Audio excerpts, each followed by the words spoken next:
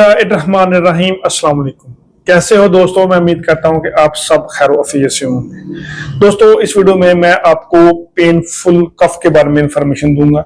इन दोस्तों, ऐसी खांसी जिसमें पेशेंट को बहुत ज्यादा एक पेन की सिचुएशन जो है ना वो देखने को मिल सकती है।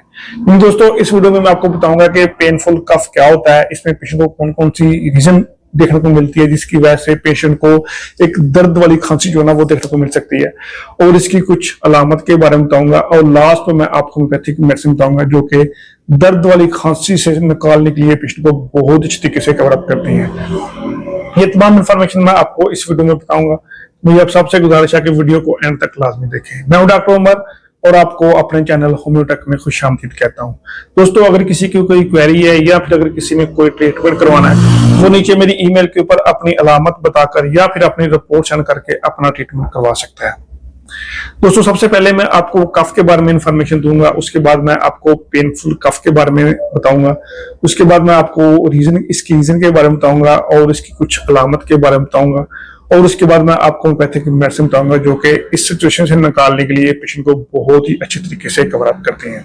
इन दोस्तों, सबसे पहले मैं आपको कफ के बारे में इंफॉर्मेशन देता हूं। दोस्तों, कफ जिसे हम खांसी भी कहते हैं, ये एक साइन होता है। इन दोस्तों, ये एक डिजीज नहीं होती, ये एक साइन होता है दोस्तों, जो जिस्म के कुदरती दफाई निजाम का एक हिस्सा है। इन दोस्तों, ये एक ऐसा साइन है जो कि जिस्म के कुदरती दफाई निजाम का एक पार्ट होता है। दोस्तों, ये सांस की नाली से बलगम, जरासीम या फिर गैर जरूरी मवाद जैसे टॉक्सिन वगैरह को जिस्म से निकालने का एक अमल होता है। इन दोस्तों, जो कफ होता है ये एक साइन होता है, ये एक डिजीज नहीं होती। दोस्तों, इस कफ के जरिए हमारी जो सांस की नाली होती है, इसके जरिए से बलगम, जरासीम या फिर गैर जरूरी मादे जिसे हम टॉक्सिन कहते हैं, उसको जिस्म से निकालने का ये एक अमल होता है।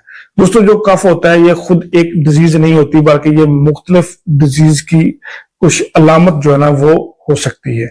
इन दोस्तों, इस कंडीशन को हम कफ कहते हैं।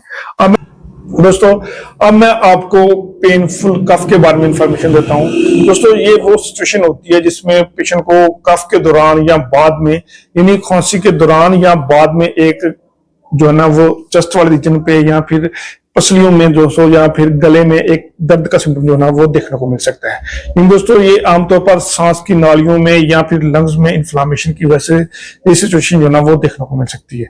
इन दोस्तों, जो पेनफुल कफ होती है इसकी वजह से अगर किसी को लंग्स में इन्फ्लामेशन हो गई हो या फिर लंग्स के जो लिगामेंट्स होते हैं, मसल्स होते हैं, उनमें इन्फ्लामेशन हो गई हो या फिर उनमें किसी किस्म का इन्फेक्शन हो गया हो या फिर गले में या फिर जो पसलियों में अगर किसी को इन्फ्लामेशन हो गई हो, इन्फेक्शन हो गया हो, उसकी वजह से एक इंसान को या एक पेशेंट को पेनफुल कफ की सिचुएशन जो है ना वो देखने को मिल सकती है।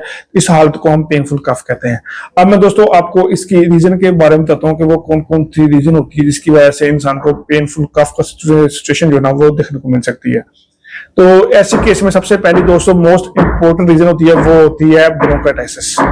दोस्तों, ब्रोंकाइटिस जिसे हम फेफड़ों की नालियों में सोजिश भी कहते हैं या फिर फेफड़ों की नालियों का इंफेक्शन भी कहते हैं।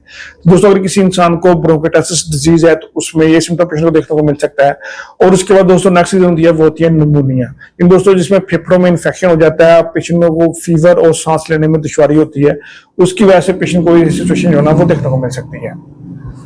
और उसके बाद दोस्तों नेक्स्ट रीजन होती है वो होती है पिलोरेसी। इसकी वजह से फेफड़ों के जो इर्द गिर्द पर्दा होता है उसमें सोजिश हो जाती है, तो उसकी वजह से पेशेंट को एक कफ के साथ पेन का सिम्टम जो ना वो देखने को मिल सकता है।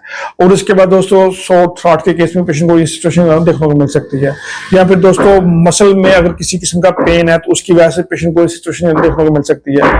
और उसके बाद दोस्तों अगर किसी को एसिड रिफ्लक्स डिजीज है तो ऐसे केस में पेशेंट को ये सिचुएशन देखने को मिल सकती है। और उसके बाद दोस्तों ट्यूबरक्लोसिस की वजह से भी पेशेंट को पेनफुल कफ का सिम्टम जो है वो देखने को मिल सकता है। तो अब मैं दोस्तों आपको इसकी कुछ अलामत के बारे में बताता हूँ कि वो कौन कौन सी अलामत होती है जो कि पेशेंट को पेनफुल कफ के साथ जो ना वो देखने को मिल सकती है। तो इसमें दोस्तों सबसे पहली मोस्ट इंपोर्टेंट अलामत वो यही होती है कि पेशेंट को खांसी के दौरान सीने में या फिर गले में एक दर्द का सिचुएशन जो ना वो देखने को मिल सकती है। दोस्तों इसके साथ पेशेंट को बलगम या फिर एक खुश्क खांसी जो है ना उसका सिम्टम जो है देखने को मिल सकता है। पेशेंट को फीवर की सिचुएशन देखने को मिल सकती है और इसके साथ पेशेंट को एक वीकनेस की सिचुएशन जो है ना वो भी देखने को मिल सकती है। और इसके साथ पेशेंट को सांस लेने में दुश्वारी जो है ना वो देखने को मिल सकती है। पेशेंट के गले में एक खराश या फिर एक जलन की सिचुएशन जो है ना वो देखने को मिल सकती है। तो इस तरह के चंद एक पेक्यूलियर सिम्टम या फिर साइन जो है ना पेशेंट को देखने को मिल सकते हैं पेनफुल कफ में। तो अब मैं दोस्तों आपको होम्योपैथिक मेडिसिन बताता हूं जो कि बहुत अच्छी तरीके से पेनफुल कफ की सिचुएशन से पेशेंट को निकालने के लिए अपना रोल प्ले करती हैं। दोस्तों ऐसे केस में सबसे पहली मोस्ट इंपोर्टेंट होम्योपैथिक मेडिसिन वो है एलएमसीपिया।